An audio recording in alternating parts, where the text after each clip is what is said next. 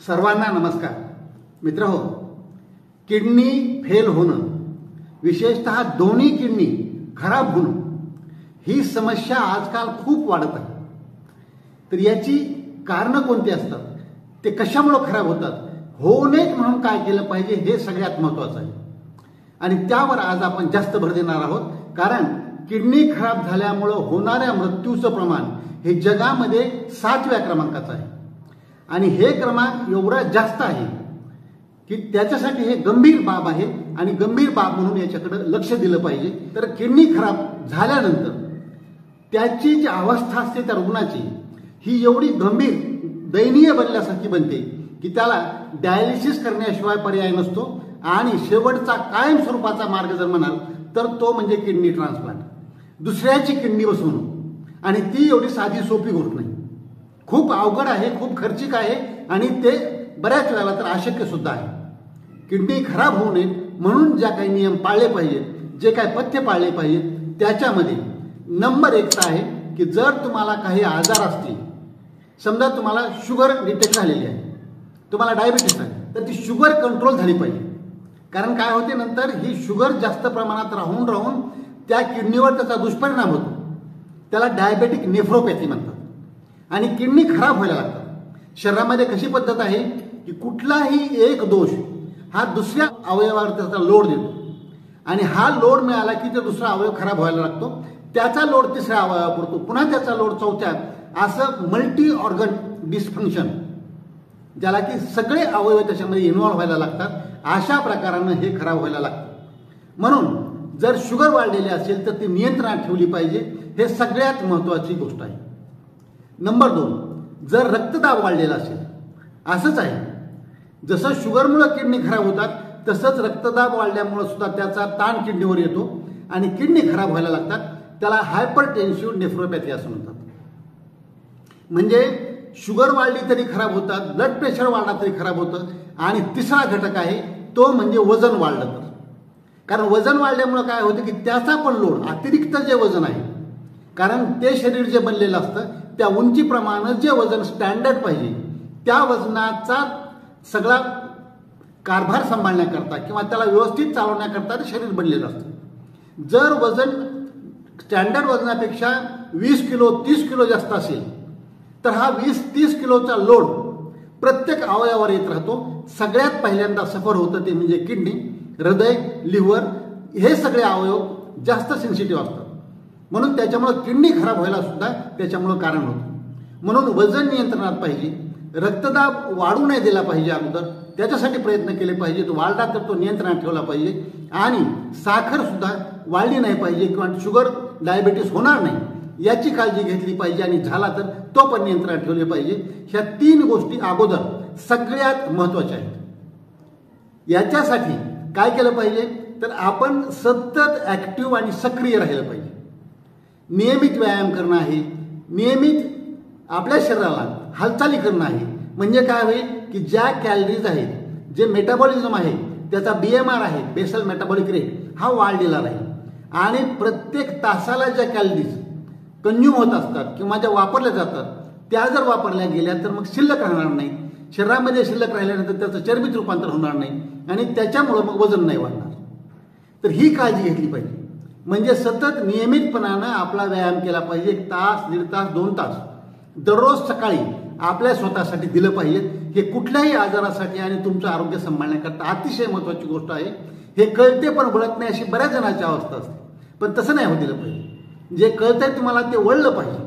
तर आपण हुशार माणसं आहोत, आपण समजदार माणसं आहोत आणि शहाणी होण्याच्या मार्गावर आहोत, असा त्याचा अर्थ काढला पाहिजे. याच्यानंतर पुढची बाब आहे की आहाराकडे त्यासाठी लक्ष दिलं पाहिजे. कारण फक्त नुसता व्यायाम केला म्हणजे वजन नाही कंट्रोल होणार. आहाराकडे सुद्धा आपण जे म्हणतो की शाकाहारी आहाराला महत्त्व दिलं पाहिजे. आणि सगळ्यात महत्त्वाचं आपण पुन्हा पुन्हा जे सांगतो, पालेभाज्या, फळभाज्या आणि फळं निसर्गातून जे आलेले असतात, फ्रेश, कच्च्या स्वरूपाची जेवढी जमतील तेवढी ती जास्तीत जास्त वापरली पाहिजे. प्रत्येकाला हे ग्रीन सलाड जे असतं, तुमच्या वजनाच्या जेवढे किलो वजन असेल त्याला गुणविले 5 ग्राम म्हणजे किती? समजा माझं वजन 60 आहे, तर 60 गुणिले 5 म्हणजे किती? 300 ग्राम. मी कच्चे सलाड्स हे 300 ग्राम खाल्ले पाहिजे. एकाच वेळेला खावा असं नाही. तुम्ही सकाळी थोडे खा, दुपारी थोडे खा, संध्याकाळी थोडे खा, जेवणासोबत थोडे खा किंवा मधल्या वेळेला खा. पण असे हे सलाड्स याच्यामध्ये गोड फळांचा जास्त समावेश नसू नये, ही पण काळजी घेतली पाहिजे. तर तुमच्या वजनाला गुणविले 5 ग्राम हा जर फॉर्म्युला आपण वापरला त्याप्रमाणे हे सलाड्स वापरले पाहिजेत. आणि मग हे भाज्या करण्यामध्ये शिजवून किंवा उकडून किंवा हे जे असतं ते प्रकार आणखी वेगळे, ते प्रकार याच्यामध्ये धरायचे नाहीत. कच्च्यामध्ये हे कच्चं खाणं हे वेगळं. तर अशा प्रकारे आहाराची प्लॅनिंग केली पाहिजे. त्याच्यामध्ये तेल, तूप म्हणजे तेलकट, तुपकट आणि गोड आणि मीठ याचं प्रमाण कमीत कमी पाहिजे. म्हणजे काय होईल? या सगळ्या घटकांनी जे वजन वाढत असतं, शुगर वाढत असते, ब्लड प्रेशर वाढत असतो, जे हाय रिस्क घटक आहेत किडनीसाठी ते पण कंट्रोल होतील. म्हणून हे 3 घटक जे आहेत, तेलकट, तुपकट, गोड आणि खारट, कुठल्याही स्वरूपाचं खारट. लोकांना खारट म्हटलं की फक्त मीठ जाणवतं, तसं नाही. पापड असेल, लोणचं असेल, आणखी काही साठवलेले जे पदार्थ असतात त्याला प्रिझर्वेटिव्ह म्हणून मीठ खूप लावलेलं असतं. साखर, मीठ आणि तेल याच्याशिवाय ते साठवू शकत नाही. म्हणजे तिन्ही वाईट घटक त्याच्यामध्ये असतात. तर असे पदार्थ नाही खाल्ले पाहिजेत. आपण ज्याला डब्बा बंद, पाकिट बंद म्हणतो, हे शक्यतो साठवलेले, प्रिझर्व केलेले नाही खाल्ले पाहिजे. जे फ्रेश आहे ते फ्रेश खाल्लं पाहिजे. निसर्गातून आलेलं जशाच तसं वापरता आलं, फक्त स्वच्छ करून ते घेणं जास्त महत्त्वाचं आहे. याची काळजी घेतली पाहिजे.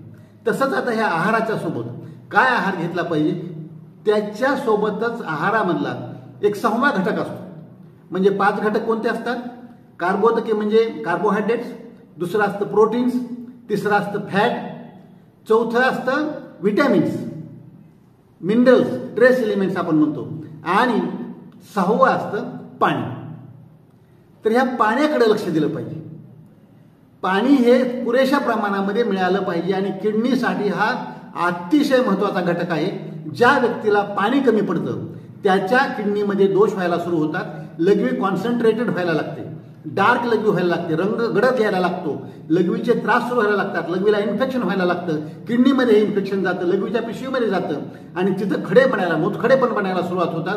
ह्या इन्फेक्शनमुळं हे मुतखडे बनणं आणि त्यामुळं किडनी खराब होणं, ही सिक्वेन्स चालत राहते. बऱ्याच वेळेला काय होतं, लघवीच्या पिशवीतलं इन्फेक्शन पण उलट किडनीकडे जाऊ शकतं. बऱ्याच वेळेला किडनीकडचं इन्फेक्शन खाली लघवीच्या पिशवीकडे येऊ शकतं आणि अशा प्रकारे किडनी खराब व्हायला त्याच्यामुळं कारणीभूत होतं. तर हे इन्फेक्शन टाळायचं असेल तर पुरेसं पाणी पिलं पाहिजे. आपण जे नेहमी म्हणतो की त्या व्यक्तीनं एक आपल्याकडचं ॲव्हरेज भारतीय जे स्त्री आणि पुरुष असतात, ॲव्हरेज वयाचे आणि वजनाचे, ज्याला आपण आदर्श म्हणतो किंवा जे आयडियल आपण पकडतो, त्यांनी 3-3.5 लिटरच्या पुढून 24 तासामध्ये पाणी पिलं पाहिजे. फक्त आपण पुन्हा पुन्हा सांगतो की जर ऑलरेडी किडनी खराब झाली असतील, अंग सुजत असेल, तर त्यावेळेला इतकं पाणी नाही पिलं पाहिजे. त्यावेळेला डॉक्टरांच्या सल्ल्यानं, किंवा काही हृदयाचा त्रास असेल तर त्यावेळेला डॉक्टरांच्या सल्ल्यानं, किंवा दुसरं काही कॉन्ट्रा इंडिकेशन असेल की ज्या बिमारीमध्ये किंवा ज्या ह्याच्यामध्ये तुम्ही पाणी जास्त नाही पिलं पाहिजे, असं जर डॉक्टरांनी स्पेसिफिक सांगितलं असेल तर त्यांनी फक्त सोडून बाकीच्या सर्वांनी एवढं पाणी प्यायला काही हरकत नाही. आणि सकाळी उठल्याबरोबर जास्त पाणी पिणं हे सगळ्यात चांगलं असतं. दिवसभर थोडं सातत्यानं पित राहायचं, संध्याकाळी 8, 9, 10च्या नंतर पाणी जास्त पिऊ नये. हे पथ्य पाळून हे पाणी पिलं पाहिजे. पाणी आपण कसं पिलं पाहिजे, कधी पिलं पाहिजे, किती पिलं पाहिजे, हे याच्यावर एक वेगळा व्हिडिओ केलेला आहे. तसंच आता काय करू नये हे पण जास्त महत्त्वाचं असतं. जी व्यसनं असतात, सवय असतात, त्याच्यामध्ये स्मोकिंगचं स्वरूप असेल किंवा तंबाखूचं कुठलंही स्वरूप असेल, धूम्रपान म्हणा, गुटखा, तंबाखू काय जे असेल, हे अजिबात त्या व्यक्तीनं नाही घेतलं पाहिजे. ज्याला आपल्या किडनी सुरक्षित ठेवायच्या, ज्याला आपला ब्लड प्रेशर वाढू नाही द्यायचा, ज्याला डायबिटीस होऊ नये, लठ्ठपणा येऊ नये, हे सगळे घटक, हृदय विशेषतः खराब होऊ नये. कारण शेवटी काय होतं, हृदय खराब झालं तर त्याचा पण लोड किडनीकडे यायला लागतो. त्याला कार्डिओ किडनी डिसीज असं म्हणतात. म्हणजे CKD जे नाव असतं याला कार्डिओ किडनी सुद्धा असं डिसीज म्हणतात. तर याचा संबंध आहे. तसं लिव्हर खराब झालं तर लिव्हरनं सुद्धा हेपॅटोरिनल असा डिसीज याला म्हणतात. म्हणजे एक लिव्हरकडून किडनीकडे, म्हणजे अल्टिमेट लोड हा किडनीकडे यायला लागतो. म्हणून ही व्यसनं नाही केली पाहिजे. अल्कोहोल, मद्यपान सुद्धा किडनी खराब ज्याच्या व्हायला सुरुवात झाली असतील किंवा होऊ नयेत असं ज्यांना वाटतं त्यांनी अल्कोहोल घेऊ नये.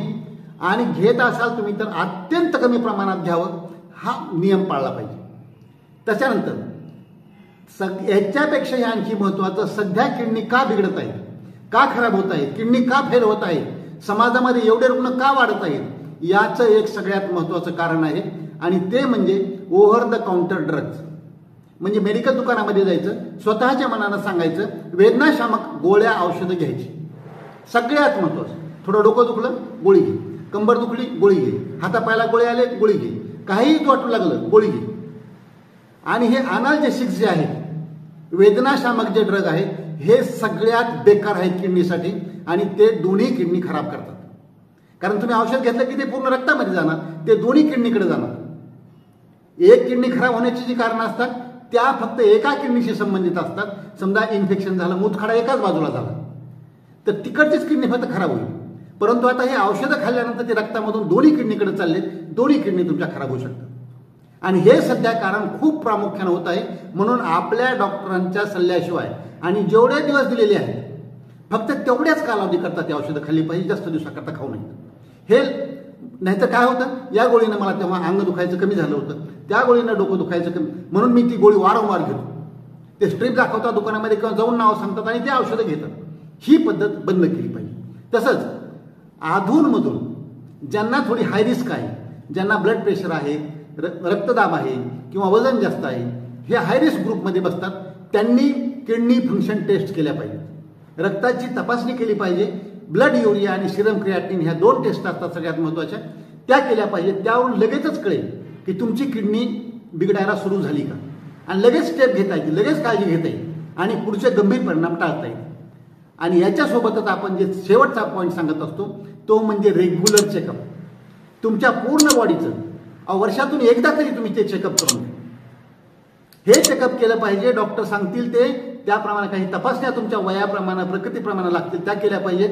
त्यानंतर सांगितलेले नियम पुढे फॉलो केले पाहिजेत आणि तुम्ही स्वतः निरोगी राहण्याकरता संपूर्ण आरोग्य, सर्वांगीण आरोग्य, सर्वांसाठी आरोग्य, ह्याचे जे नियम असतात हे नियम शोधले पाहिजेत, जाणून घेतले पाहिजेत. आपल्या चॅनलवर याच्यावरची संपूर्ण माहिती दिलेली आहे. तर हे सगळं पाहिलं पाहिजे आणि शक्यतो किडनी खराब होणार नाही याची काळजी घेतली पाहिजे. मी स्वतः त्याच्यातून गेलेलो आहे.